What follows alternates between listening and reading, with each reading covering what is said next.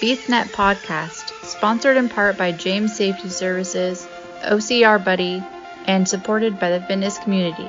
Here we discuss all things fitness related, running, rucking, mental health and preparedness, and of course, obstacle course racing. Welcome to the BeastNet. We don't bite hard. Hey everybody, it's Mike with BeastNet here, and today I've got with me Ian Hosek. Ian, kind of let everyone know who you are. Hi everyone. As Mike said, I'm Ian Hosek. I've been in OCR since 2011, so quite some time. Competed on the elite circuit in Spartan for a long time, as well as many of the other monetary races. And dipped my toes in kind of just for fun mud runs in 2011 in a local race in San Luis Obispo, California, and then got hooked on OCR kind of a little bit after that, and then really dived in 2014. I also do professional endurance coaching, so that's my full-time job along with racing, and I coach a number of OCR athletes as well as hybrid athletes out there. So Nice. I love it, and it's fun, and I really enjoy it. Awesome. Yeah, I'm getting more into the hybrid kind of whatever, the rucking and all that kind of stuff. I've done it a little bit over like 2000 and stuff like that, but I've ran into a group here down in Houston, and we've been like, we did a 7 mile ruck over the weekend. So Nice. That's a solid ruck. yeah, we did 7 miles out in the middle of the park out here. I always forget the name of the stupid park out here in Texas, but I'm new to Texas. I'm still getting used to it out here, but I got lucky. I found a really good group. One of the people I met during a Spartan Ultra lives down here, and she got me hooked up with a good group of people who go out rucking, and it's nice to find a group to do it with. Yeah. So, I actually coach like 3 or 4 hybrid athletes down in Texas. nice. All over, Yeah, all over. the group I hang out with, they actually do that. I don't know if you've seen them, the ruck straps. I don't know what that is. You don't know what the ruck strap is? It's these straps that they made, and you have to look them up. It's like called the ruck strap, and it hooks onto your strap. So when your shoulders get tired, you can just push up, Interesting. and it takes the weight off your shoulders. They're amazing. So the group that I ruck with, he's the guy who designed them, Oh, and nice. they're it's a game changer. When your shoulders start to get just that extra, that just to take that weight off your shoulders for a couple minutes. Yeah, it looks like some nylon webbing with a Yep. carabiner, and then you just kind of give it a little tug up front. Yeah. Nice. Yeah, Yeah. that makes total sense. Oh yeah, they're awesome. I love them. So, but yeah, so that's the group I've been kind of hanging out with down here and doing stuff. Just trying to get back into the correct shape. Yeah, it's a process. I'm It slowly is. coming out of winter as well. Well, part of it, most of the listeners know, a year and a half ago, I bid it on an Ironman and messed up my knee and my shoulder. Yep, So it kind of took out, and I went from about 180 to I'm about 245 right now. yeah, So I'm that's trying to tough. get back into it. And in fact, I'm doing an Ironman for 5 days, but 6 days. So Have fun. yeah, it's a half. It's Galveston. It's flat. Okay. So Yeah, that'll be nice. it's a flat course. So it'll be good. The one that I wrecked on was Washington, and it was just like massively hilled.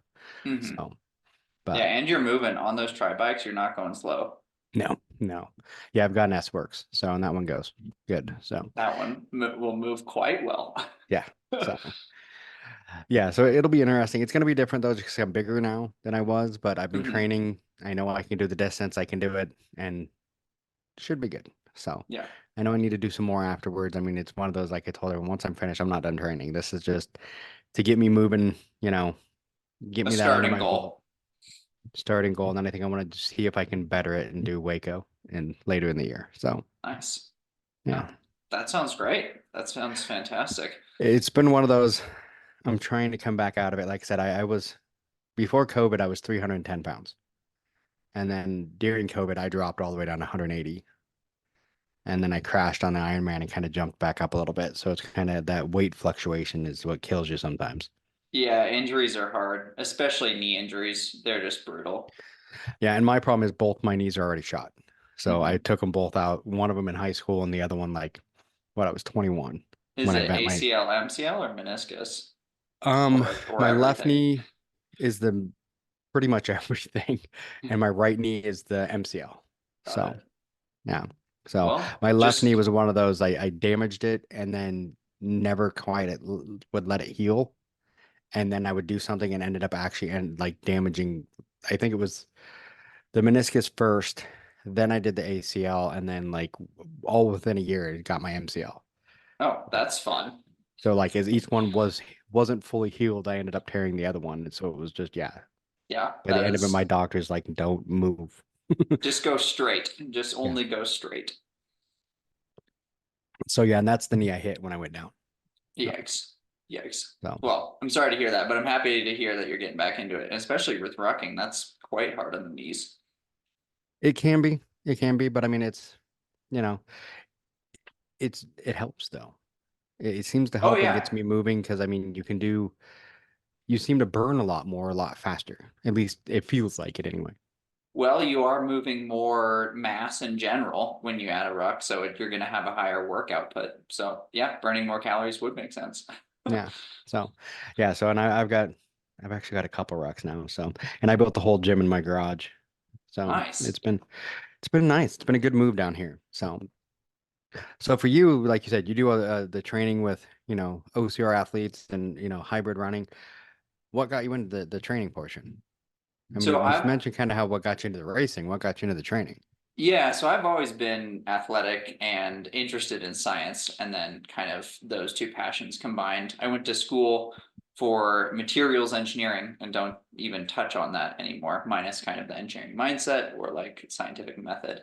Hmm. But after school, I ended up working at Hammer Nutrition for about just under a year, learning more about science. And then I worked at Nike for about 4.5 years. And during that time, I was working with a lot of like the super duper smart PhD Nike people with sports science, their research lab, just soaking it all in and learning what I could.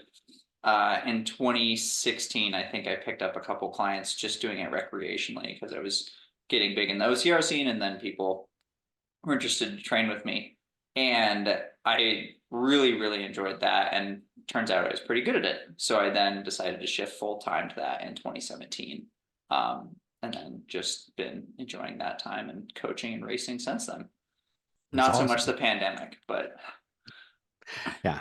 The pandemic kind of took it out of a lot of us, but took yes, the racing away. But what's funny though is technically during the pandemic, I probably raced more than ever because I just started doing all the virtual races. everything. Yeah. Then I could just pick like every virtual race. And for me, I'm a safety guy. So I'm the OSHA guy that everyone hates. But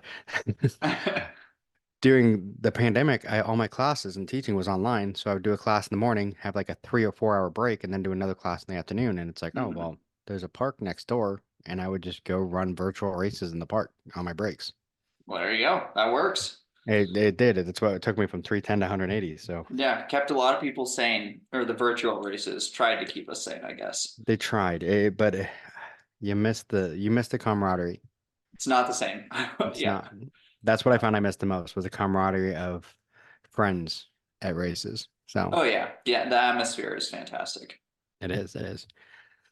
So now I know you do the training. Now you've also been working on the USA OCR. So I've mentioned it and it's talked a few times because we've had Megan Mhm. on. She comes on about once a month. So Okay, great. and So people Megan has have heard of USAocr, which is a great yes. start because that's Yes. usually meaning I don't have to go into the full 10-minute spiel of what national federations are and why they exist and all of that fun stuff. Yeah. So yeah, Megan has mentioned it a little bit. I mean, she hasn't gone too deep into it, but she's mentioned it, that she's been working with you and other people on, standardizing, doing all that kind of stuff and working with USAOCR. But um, I guess can you tell everyone kind of a little bit about what it is? Yeah, so USAocr is just kind of the OCR version of what you would see for USATF or US Tri or USA Swimming or any of those other national federations. That's what USAocr is. Our purpose is to help grow the sport in a safe and fair manner. Obviously, getting more people involved is great, but we also want to see the races that are being put on have a safety aspect where you're not going to be climbing up a rig and then it falls on top of you. That's not necessarily, we don't see that very much nowadays, but it's something that we strive for in standards, as well as the insured side of things. And then on the fairness, race officials and standardization within the obstacle itself. So Yeah. the spear throw is the easy one I always like to use. You come up to a spear throw. One of them has a pile of hay, the other doesn't. One of them spear has a bent tip and weighs 16 pounds versus the other one is like a nice light wood and has a perfectly pristine tip. That never Just happens. that never happens. But using those standards and making it more fair for everyone competing on the competition side. That's mostly where we focus, not so much as the open racers, but with our development programs, we're like hoping to bring younger kids in as we progress. So our development committee just had our first USAocr coach development level 1 cert recently, which went really well in California. And then we also will be developing technical officials, so like the ones who are at higher level races and have been trained and aren't just volunteers out there for a free race day. There's nothing wrong with that, and actually the volunteers are super duper important, but they have to be able to report to someone who knows what's going on and can have some level of authority. Which makes sense because I mean, a lot of people, for open racers, which most times, because I'm racing with more heart than scars, a lot of times and stuff like that. So we're almost always open. For open racers, it doesn't really matter. It doesn't. Yeah. But I have been on those competitive, when I was down at 180 pounds at feel my best, I did a couple competitive races. And the one thing I will tell you that drove me nuts the most was to see that person that skirted past the official. Where all of a sudden, I can remember it perfectly. I went down on the rings because I tore my hand, went down, started doing my burpee, saw someone drop off the rings, looked right at the official, and the Keep official, as they running. turned their head and just turned and ran. And it's like, well, who's holding them accountable? Yeah, and that's, no one wants that. And I mean, No. there's the accountability factor, but if that person feels okay with doing that and then just ruining everyone else's race day or competition, we want to avoid that, and we will have Yeah. people in place to adjust that.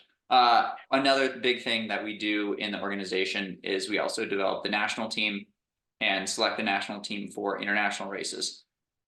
And this year there is the World Obstacle Course Racing World Championship in Costa Rica, which is pretty cool at that kind of at the tail end of August 20th. And one of the big things I wanted to highlight today is that we still have applications open for the national team with USAocr. You can go to our website with usaocr.org and then click on national team and then see the application and criteria.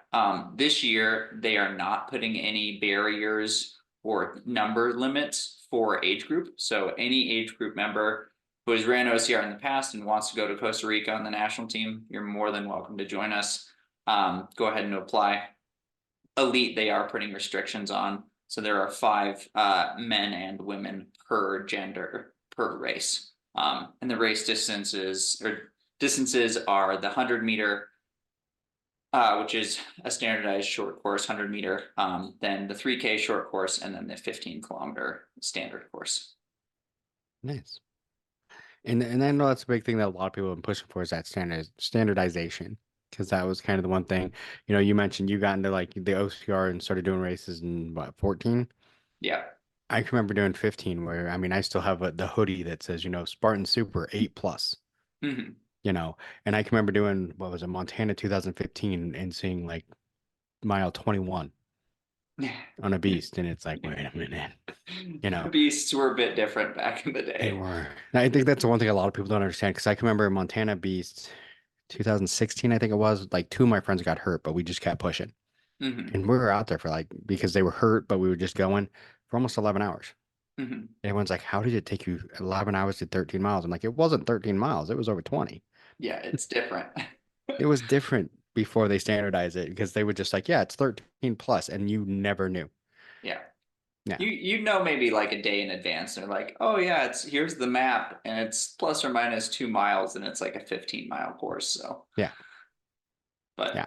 Yeah, and I mean, our goal isn't to tell races what specific obstacles to have, how to run their races. Well, kind of on the safety and fairness Hmm. issue. Yes, that is what we're doing, and give people our gold stamp of approval.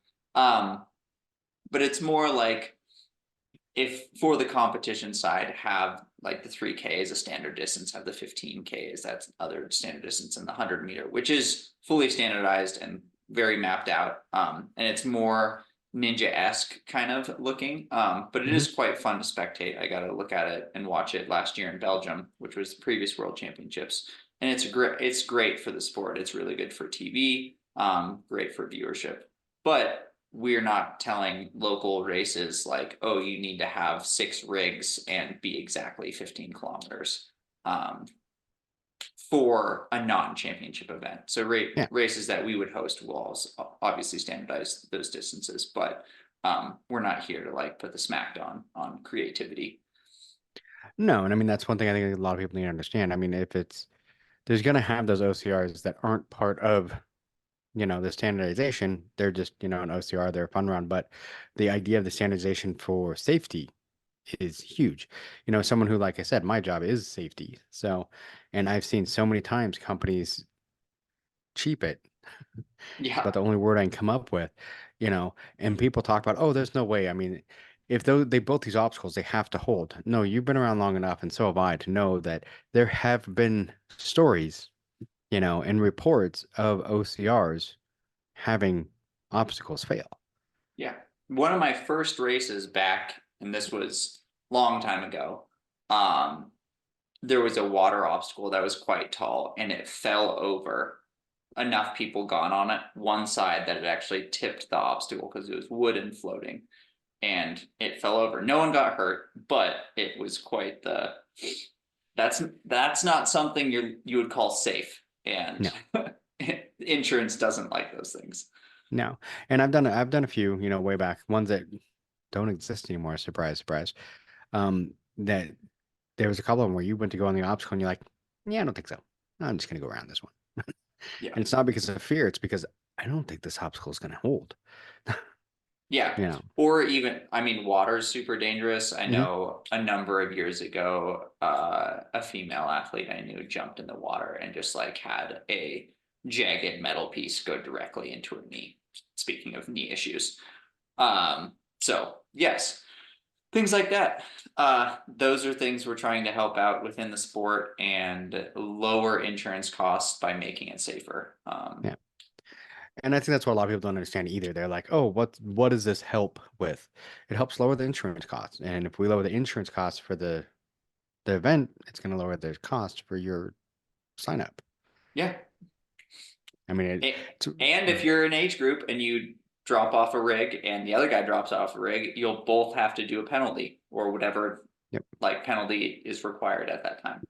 Yeah. And that's one of the things that it's one that me and Megan have talked about this many times.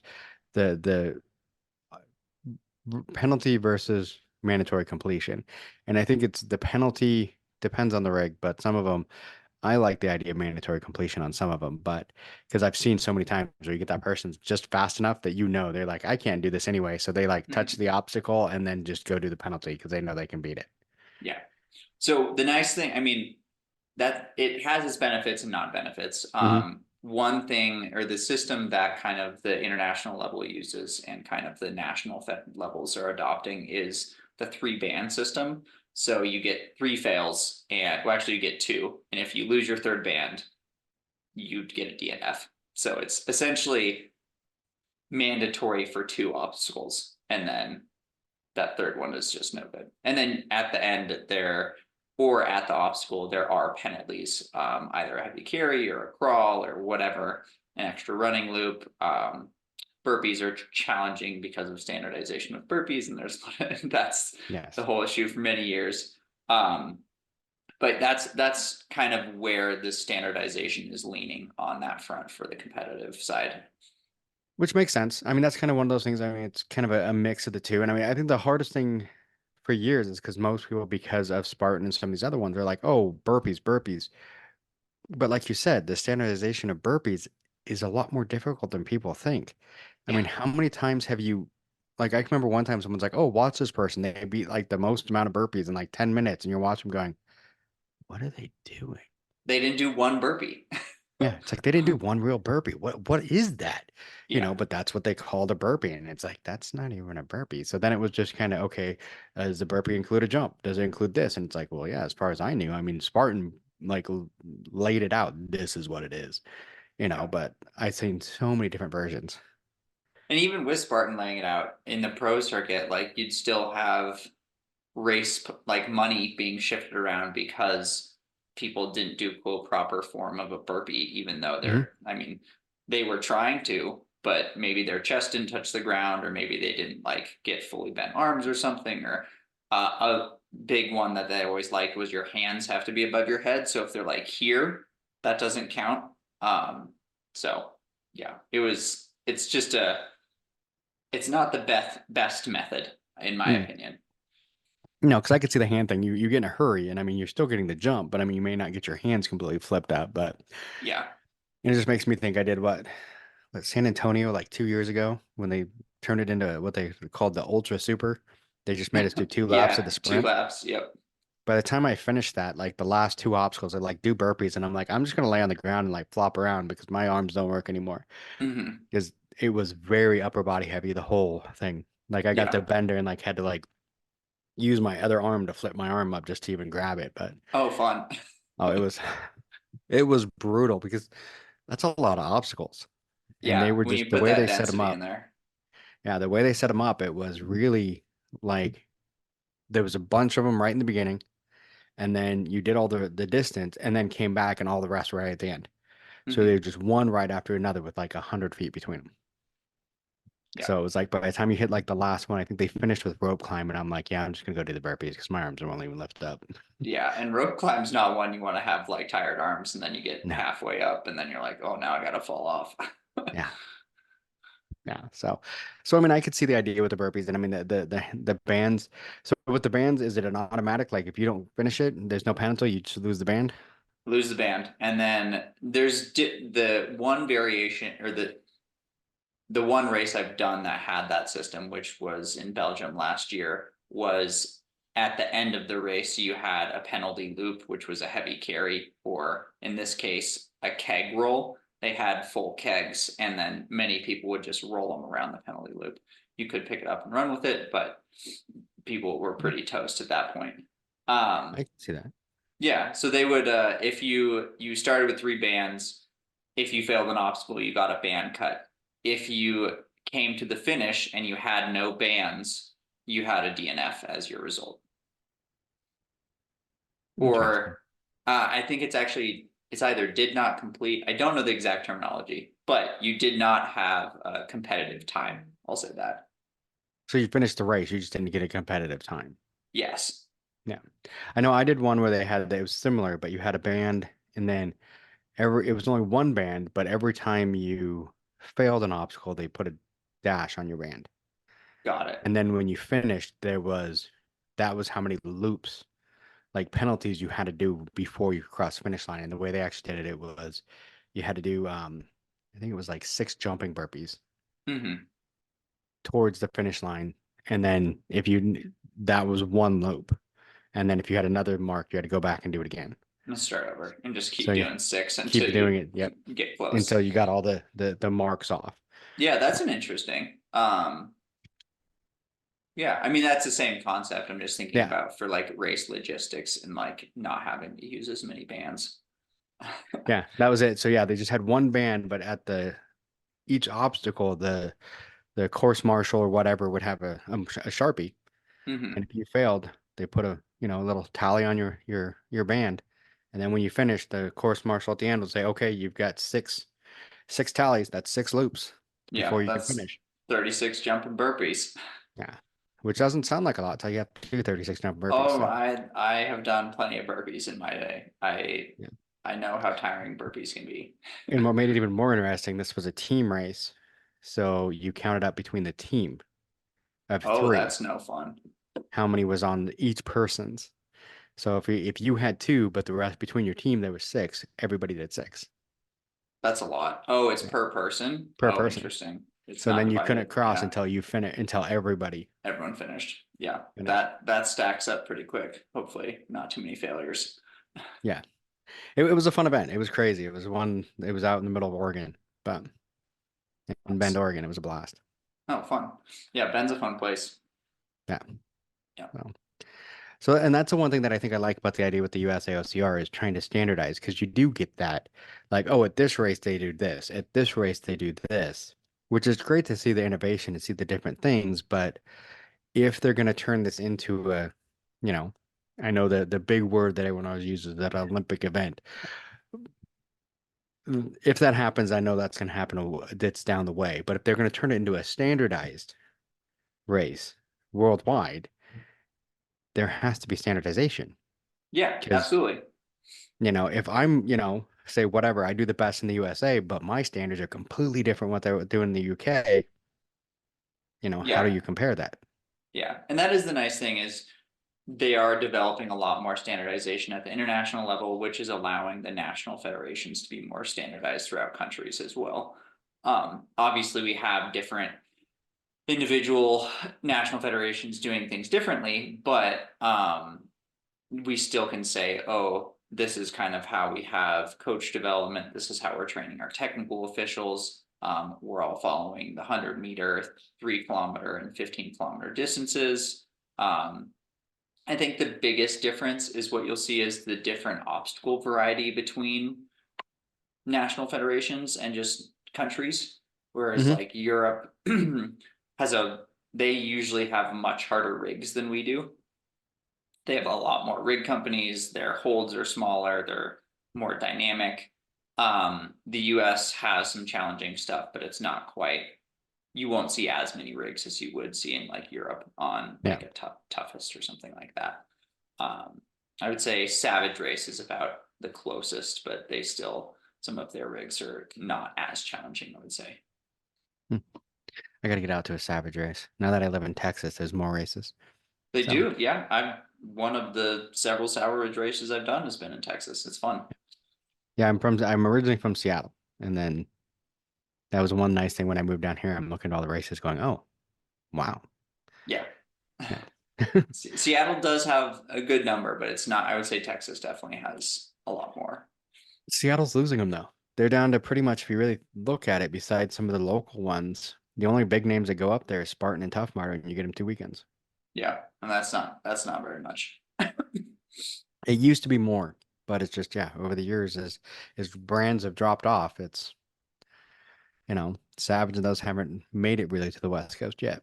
Yeah. I think they're trying, but they're going slowly. And it's not like OCR is in its major boom like we were having in the No, late 2000 teens. no. And I think, COVID kind of helped that, kill that off a little bit. But the other thing too is the logistics.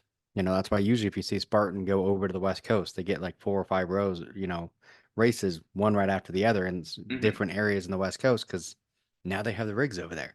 Yeah, so that Spartan actually has two different ones, so Yeah. that's why they're able to do that. But that, like, when you look at other companies that aren't quite as big, Yeah. yeah, that is the challenge. Yeah. It's like they to get everything over there, and I know a couple of them tried, but if they don't get the pre-signups, it's like, are they gonna Why make money? drive? Yep. Yeah, why drive across the U.S.? Yep. And I think numbers are increasing though. I did see I think so. something today that posted like quarter numbers or first quarter numbers for the past 4 years have been steadily on the rise, which is great. That Um, is. but it's slowly coming back, and I think we did have a pullback in OCR in general, and it's now kind of finding that foundation where it can survive, and then it's going to grow again. I'm hoping so because I mean it's one of those things that I think, like I said, I think COVID kind of took it away because a lot of people, we didn't want to go outside. They don't want to go do those things, and we weren't allowed to do those events. And now all of a sudden, people still have a little bit of that fear. Yeah, Hoping that that's kind of going away. You're starting to see more and more people out at events. I've done a couple already this year, and I'm starting to see more people again, which is good. yeah. Hopefully, they just remember outside is still safe. Hopefully. Do you like the BeastNet? Do you want to keep hearing it? Be sure to follow us on Facebook, Twitter, Instagram, and more at BeastNetPod. Oh, I didn't say that it was, did I say it was the end, it closes the end of April for No, the you didn't, national but team? Okay. I now can they do a know. couple. Now they know, yeah. The national team registrations and applications close end of April, so you got one more month. For age group, everyone who applies, you can go if you've done some OCR races, and then the elite team qualifications for points. And you can see that point breakdown on the website as well. Yeah, and we'll make sure to put a link on the show notes so people can find that easily That'd be to find the stuff. fantastic. What Yeah. other things does USAocr need besides just the athletes to be able to go nationals? Anything else that listeners can do to help USAocr like get out there more and people get to know what it is? Yeah, I mean, we are accepting donations. Obviously, money's everyone always wants money. Yeah. We are a nonprofit national governing body, so we're still very new, so we're looking at making money through various means. We had our coaching level 1 cert recently. We are going to have an auction coming up soon, which will be exciting. A lot of good value out of that. And then eventually we will have registration fees for like USAocr members, and that'll be similar to like USA Try or all the other ones I mentioned, where you can do an annual membership or like a day membership if you just need it for a specific race. We're always looking for volunteers.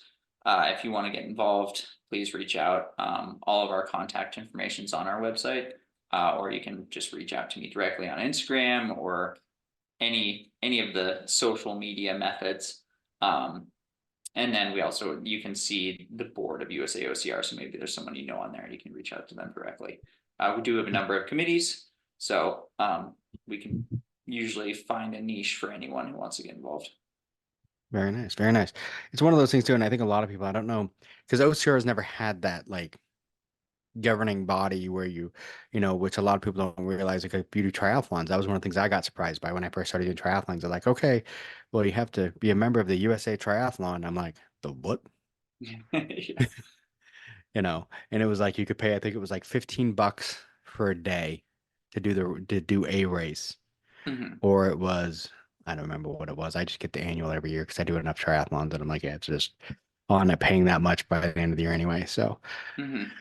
So is that technically kind of what the OCR is going to be like, but the USO OCR races will have that Yeah, eventually, once we get eventually. this, Yeah. yeah, we're still a very new organization. I think this Mhm. is like our second 2.5 years of really with our feet under us. There's been a couple different iterations in the past that weren't or they didn't survive. Um, and the community wasn't as accepting or kind of didn't understand what was going on. But we're here now. We're looking to grow slowly and really have a good foundation and listen to what the athletes and community want. We're happy if it goes to the Olympics, using that magic word again, but that's not like our sole driving purpose.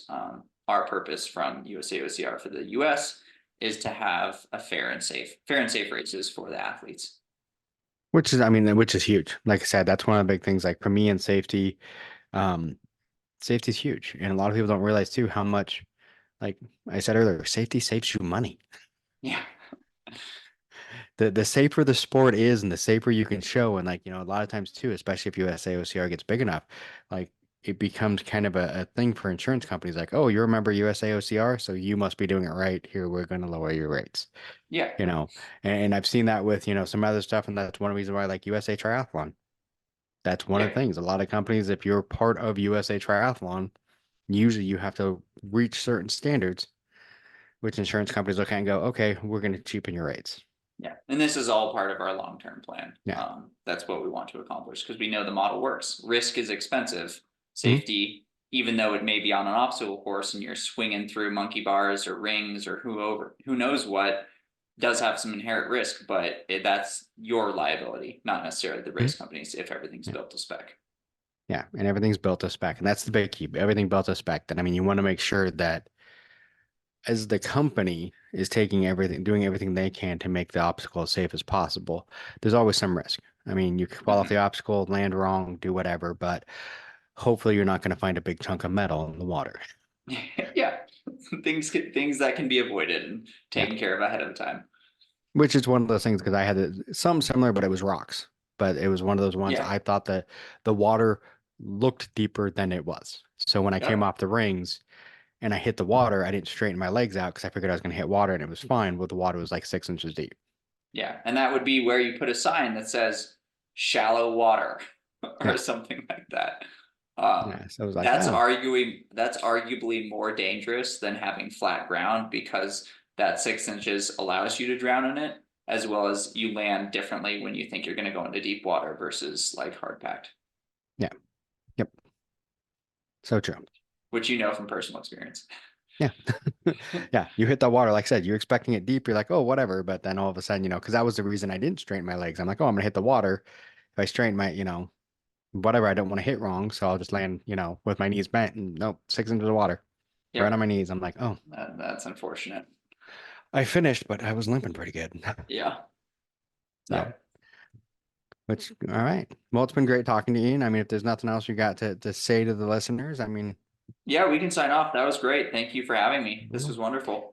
This was awesome. And thank you. And if you ever want to come on, if there's anything else you want to talk about, reach out to us. We will help USA Triathlon any way we can, or Triathlon, USAocr any way we can. So that's great to hear. Yeah, really appreciate it. So, all right. Well, thank you. Cool. Yeah. Have a great night, and we'll chat soon. All right. Talk to you soon. Bye. Bye. Thanks for listening to the BeastNet podcast. If you haven't done it yet, find us on Facebook, like and share the podcast. Give us a review on iTunes or Spotify. All these things will help to expand the show in the future. Don't forget to subscribe and let us know what you think and what you'd like to hear.